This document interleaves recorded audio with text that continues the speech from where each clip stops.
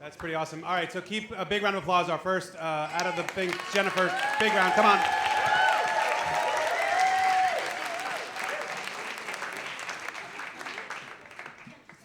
Hi. Oh, my story is just like his. Damn. Okay. So the summer I turned 27, I decided that I wanted to quit my job. I worked at America's Funniest Home Videos. And I thought that I could do better. So I quit my job that summer and did nothing, which was not better. But I took a couple of part-time jobs, one being working at a PR company. And this PR company repped a bunch of local bands and companies, and it was not glamorous work, but I could wear flip-flops, so I was okay. And we repped this company called Worn Free. And Worn Free sells t-shirts that were worn by iconic rock stars. They are all dead, but you know, John Lennon, Graham Parsons, Frank Zappa, all of them. And part of my job with my very good friend Rachel, who was sometimes my boss, was to pack up these t-shirts and send them to celebrities in hopes they would get their picture taken wearing them. Rough work. So that same summer, Pearl Jam was on tour. I am the biggest Pearl Jam fan on the planet. No lie. I've flown to Canada to see them. I have their lyrics tattooed on my body. Oh my God. I used to dream about losing my virginity to Jeremy. That song's about a kid killing himself. So being the most excellent Pearl Jam fan on the planet, I drove to Santa Barbara to see them play at the Santa Barbara Bowl. On this trip, I met Stone Gossard, the guitar player from Pearl Jam. I got my picture taken with him. I did not throw up. And I don't know if it was the adrenaline or all of the $10 beers, but I pitched my boss the next day that we should send Johnny Ramone t-shirts to Eddie Vedder because he loves the Ramones and it would be awesome. And she's gonna say no, and she said yes. And I was like, fuck. So I have to write the pitch letter. There are 30 drafts of the pitch letter. I wish I was kidding, I'm not kidding. After 3 days, I had the perfect letter. And it got approved, and I put that into Johnny Ramone Worn Free t-shirts in an envelope, and off to Seattle they went.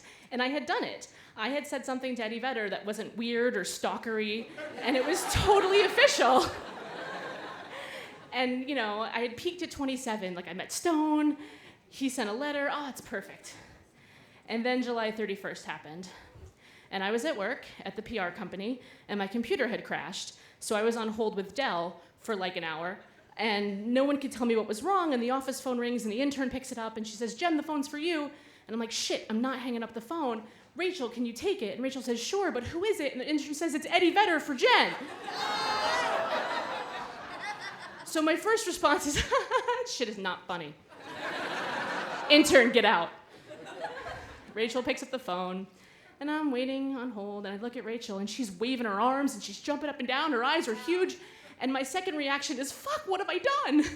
How did I not hang up the phone? So I slam the phone down, I run over to Rachel's desk, I look at the caller ID, it's a 206 area code, which is Seattle, and yes, I know that, and I lean over, and she holds the phone, and I listen, and it's him. It's Eddie fucking Vedder, who had called to thank me for the shirts, and Dell was the problem. Rachel, God bless her, is on the phone. He wants more shirts. She's hooking it up. And I'm standing there like a zombie with my life flashing before my eyes. And then I hear her say it. She says, hey, so Jen's actually free now. Can I put her on the phone? And he goes, of course. But is it Jen or Jennifer? He asked this question because my very official letter had been signed with my very official first name, Jennifer. The letter that he's probably holding right now in front of him, and I can't even speak. I pick up the phone. My 13-year-old self is screaming at the top of my lungs, and I pick up the phone and I say, well, hello, sir.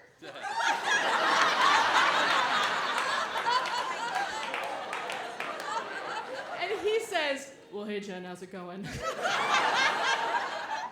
So we talk about the Ramones, about the Buzzcocks, about my first rock and roll t-shirt, about his first car, stuff that friends talk about. By the way, I've been playing this conversation in my head for the first 27 years of my life. This is not how I saw it going. He said it was nice to meet me, that it was nice to meet somebody who loved his music.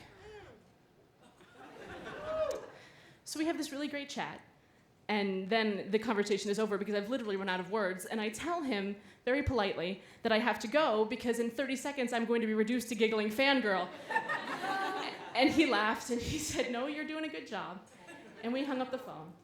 And then there was an explosion in the office. Have you ever tried to put an entire pack of cigarettes in your mouth at once? Because I have. The wine was opened. I ran back to my computer to send an email to everyone I'd ever met, and my computer hadn't fucking fixed itself. So I call my father, who's super concerned that I'm drunk at work. So days later, I'm at Disneyland because I have a part-time job. And the phone rings, and it's my office, and I hit ignore, and it keeps ringing, and I'm like, whatever, fine. I pick up the phone, I'm like, what? It's my day off. They said, you need to come back to work ASAP. I'm like, shit. All right. So hours later, sunburned, exhausted, a little drunk, I go to the office at like 8:45 on a Thursday, and there's this box on my desk. Oh my God. And the return address is from Seattle. And I open it up, and Eddie Vedder had sent me shirts from like the last 5 years of tours, and they all signed records and posters. And there was a note, and it only had 2 words in it, and it just said, "Thank you." So, thank you.